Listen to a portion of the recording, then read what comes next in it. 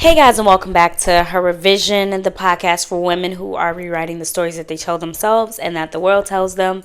And today I want to talk about something that has been happening to me lately. Ew. I have had bouts and moments where I felt lonely. And it's crazy because I pride myself on my peace. And I pride myself on this desire to come into this house and just be one with myself and not have to deal with anybody or anything, because I like this single season of I'm not pressed for a man. And I don't know when it happened, but I started to get thoughts like, oh my God, what if there was somebody around? Or what if me and my ex would have worked out? And that's when I knew I needed to make a podcast episode on this so I could talk to myself and for anybody that's listening to this right now. I think this will apply to all relationships really, but I do want to talk about romantic relationships specifically because I do think that they have a very big impact on our mental and the things that we tell ourselves. I know that so many women relate to figuring out how to heal after a relationship, figuring out how to let go after a relationship, and it is a lot easier said than that. It is hard. God knew if he put a struggle on this earth, it was letting go of people we were romantically interested in. It was letting go of love or toxicity. Oh, that's a big one. When we were so connected. So I kind of wanted to elaborate on what has helped me a lot when it comes to detachment from men that I've been with and relationships that I've had that honestly served its purpose or had no purpose, but I made it have purpose and I had to let it go. There are so many relationships that I've been in where I realized I was holding on to things just to say that I did. I realized when it came to like detaching myself from somebody, usually when I found myself very strongly connected to somebody, it was out of trauma. So that's what made the detachment process so hard. I think that the more that you heal and the more that you grow when you do have to let go of relationships that may have just ran its course and it wasn't necessarily like toxic. Detaching is a little bit easier. I realized that the hardest relationships that I had to detach from and the ones that took me so long to get over were ones that I either trauma bonded with or there was something that I had to fix or correct or identify within myself in order for me to let go of what I was trying to detach myself from. For example, there were so many relationships where I felt like I wanted to feel needed. I wanted my person, my significant other, to realize that I was their go-to person. Like, you can come to me, I got your back, I'm here 100%. And so when things went left, I used to always be so hurt because I'm like, I was in your corner. I don't understand how I can let go so easily for somebody who, when it all was said and done, I was the one there for you, until I realized that that was a toxic trait. I loved to feel needed. It wasn't necessarily a product of that relationship. It was a product of all the trauma and the things that I endured in my life that made me feel like without me doing something for someone, I serve no purpose. So detaching from something where I felt like I did so much for somebody was hard for me. So internally, I had to dig down deep and realize that my value and who I am and what I have to offer is a lot more than what I can do for somebody. And I cannot hold anyone to the expectation that because I've done something for you, that means that you are indebted to me. A lot of times, there are so many relationships that we're in that you feel like you give, and it should be reciprocated. It should. But that doesn't necessarily mean that it always will be. So you don't want to put your value in what you can do for people. If you are in a single season and you are finding yourself desiring a relationship and or desiring to go back to a relationship that you once were in, but it wasn't meant or it did not work out, this episode is for you. I don't think that I've been in any relationships. I know, we're not going to say think. I know for a fact I haven't been in any relationships in the past that I think would be good for me right now. None. Zero. They all serve their purpose. They all had moments where they were good and moments where they were really bad. Hence, I am single, right? But what I will say is that desire to be in partnership or in relationship with someone won't go away because you're single.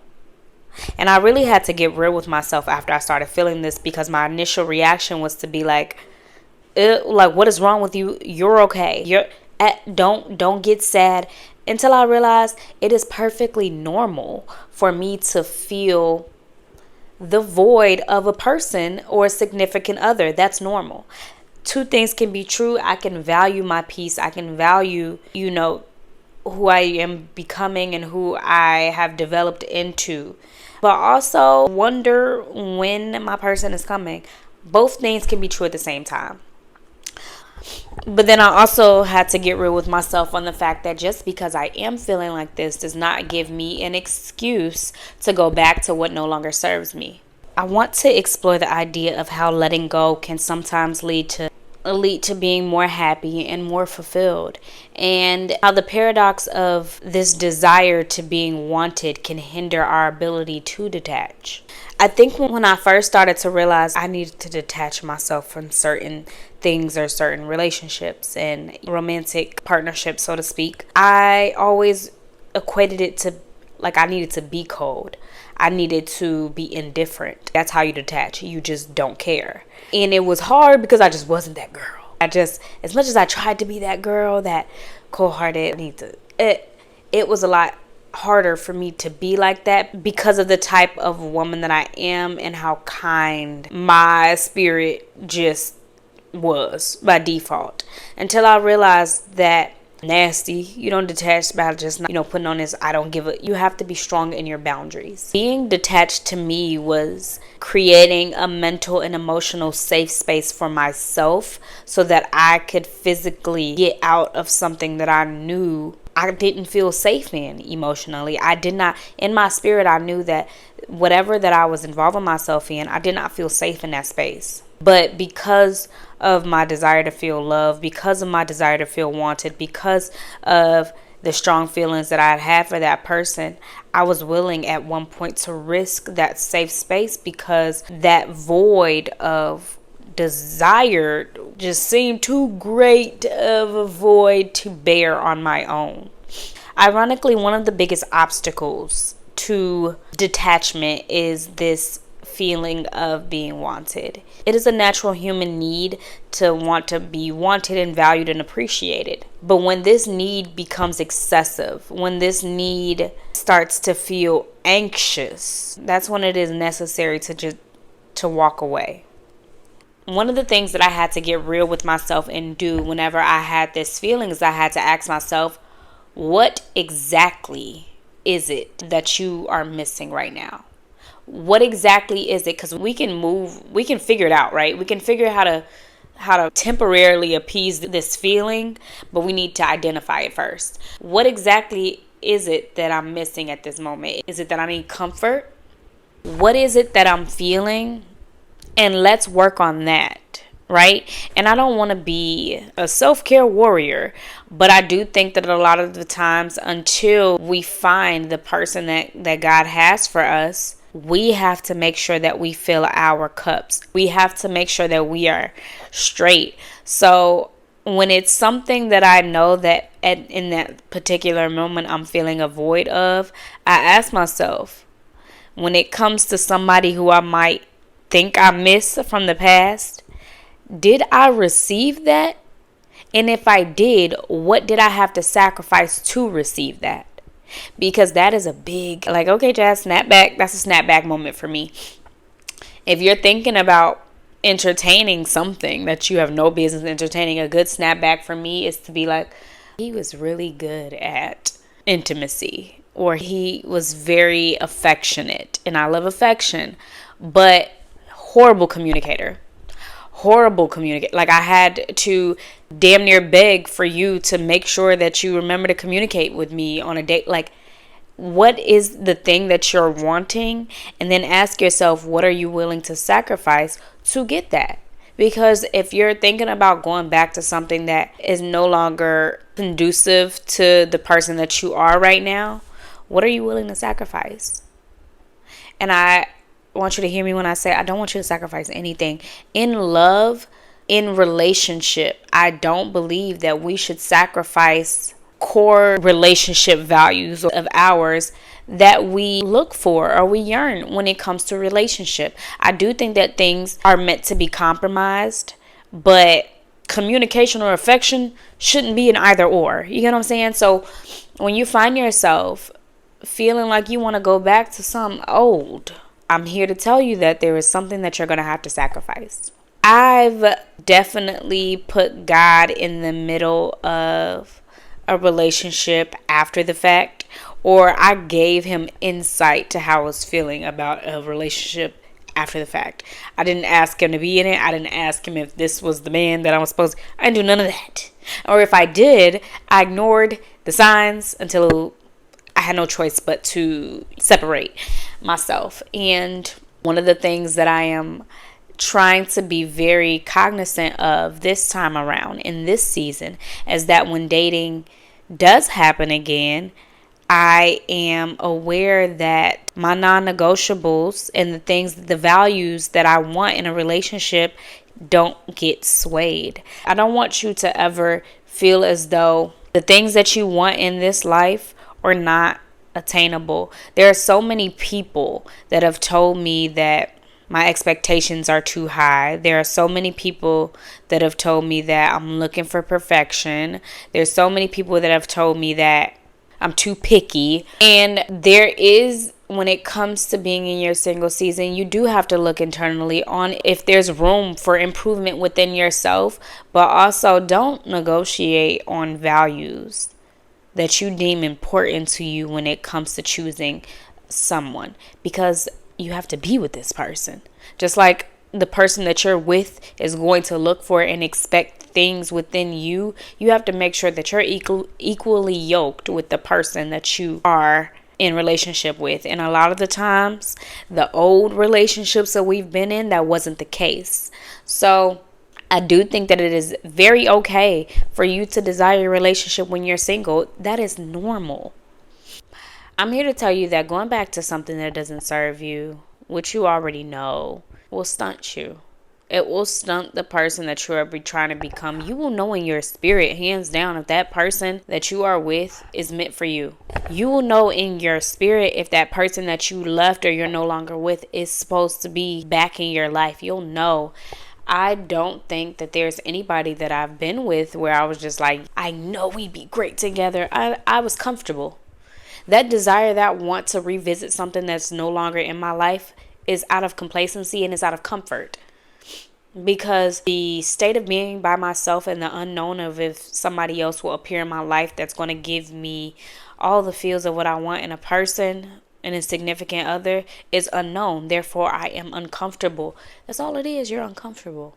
I think that had I put God in the middle of my relationship, or even in the very early stages, a lot of stuff probably wouldn't have happened.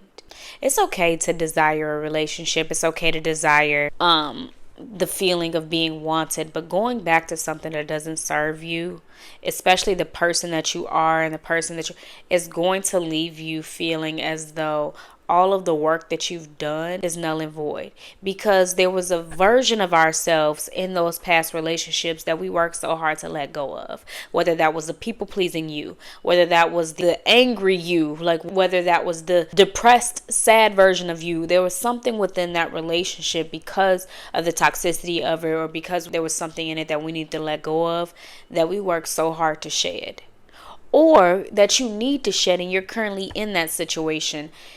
It is okay to desire something as long as it doesn't take you back to a place that you prayed your way out of.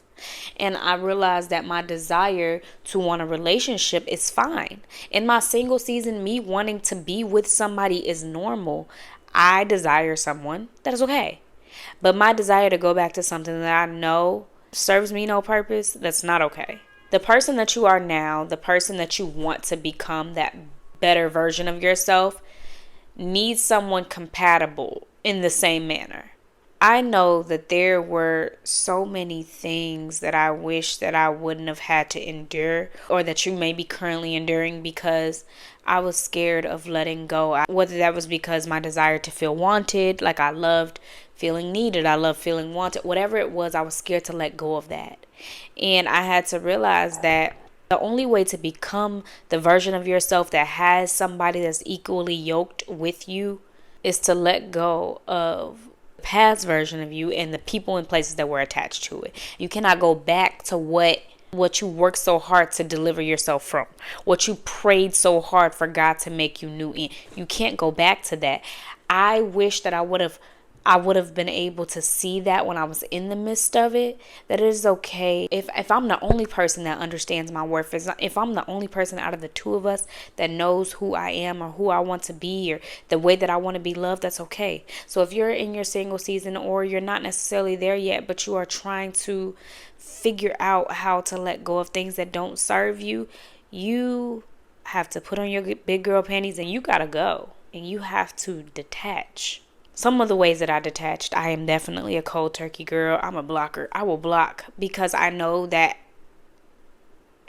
at some point I feel strong enough to separate myself from what no longer served me without blocking. If you had access to me, I could not guarantee that I would not try to pick up the phone. I know that I wouldn't call you, but if I knew that you had access to me, I'd probably waiting on that. You have to learn how to cut your losses.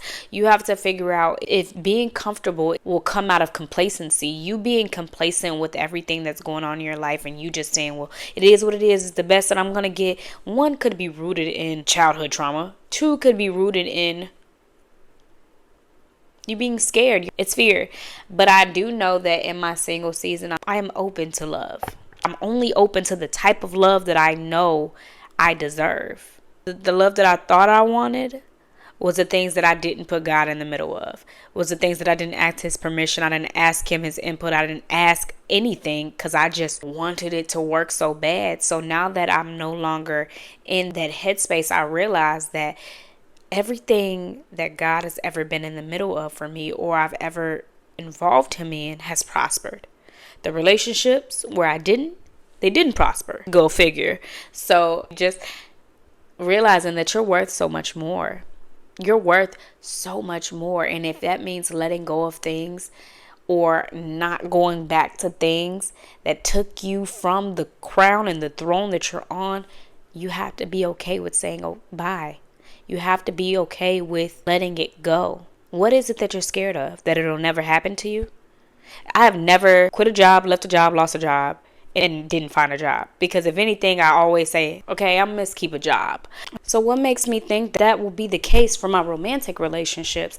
Everything that I want in my life and the purpose that I have, I know that I have that and am that and will achieve all of that because of God. The same can be said for my romantic relationships. So when I begin to feel like I'm desiring that, I make sure that I remember it's going to happen, because nothing that God wanted for me has ever failed. And with God's plan for you comes your desire. There is nothing that God has ever planned for my life that I did not desire when it was all said and done. So everything that he has for you, you're going to be happy. I believe that. And I know that the relationships that I've put myself in, or the things that I've endured, I did not feel God's presence in it because he wasn't there. He was looking, he was watching, he was trying to see, he was always there. He was there. But his hands wasn't on it. And I don't want anything that doesn't have God's hand on it. So when you start to feel like you want something that you once had, ask yourself, was God's hand on this? And if it isn't, am I okay with putting myself in something that his hand wasn't on?